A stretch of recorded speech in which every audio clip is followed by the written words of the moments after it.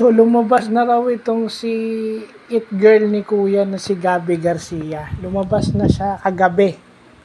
Okay, lumabas na siya kagabi. Nandito na siya sa labas dahil nga may mga commitment siya. So, again, nakaranas na naman yung housemates ng parang kalungkutan, parang anxiety, no? Kasi Gabby was getting along with her. Kasi akala ng marami, hindi na mapapalitan si Ivana. Pero nakita natin na itong Gabby is near. Kaya pala niyang sumabay. Kaso, kagaya ni Mavi, 3 days lang ata siya.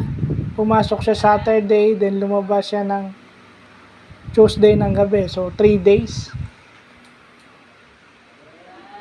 So, ang pinakamatagal talaga sa kanila si Ivana, 1 week. So, makikita mo yung impact. No? Yung impact kasi they were getting along and then bigla na lang aalis si Gabby. So, ano kaya magiging impact nun sa household? I think Gabby helped them to reconnect. Kung si Ivana yung nagiging ate, nagparamdam ng pagiging ate, kakalugan ito si Gabby, is a more of a serious connection. So sana dun sa 3 araw na pamamalagi ni Gabby, meron ng nabuong connection.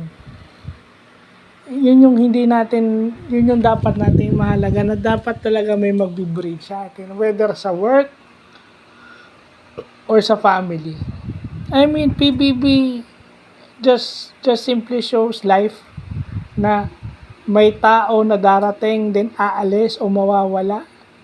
Kaso nga lang, dito sa labas ng bahay ni Kuya, it could either be done temporarily or permanently. Ibig sabihin, pag sinabi mong permanently, patay na yung tao. Pag sinabi mong gone permanently.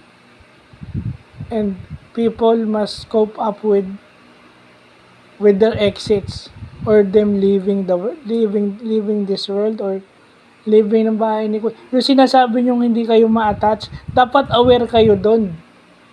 Kay Ivana okay lang kasi hindi nyo alam na house guest siya. Pero kay Gabby na alam nyo house guest lang, dapat alam nyo na darating yung time na baka sabihin na ni Kuya na aalis na siya.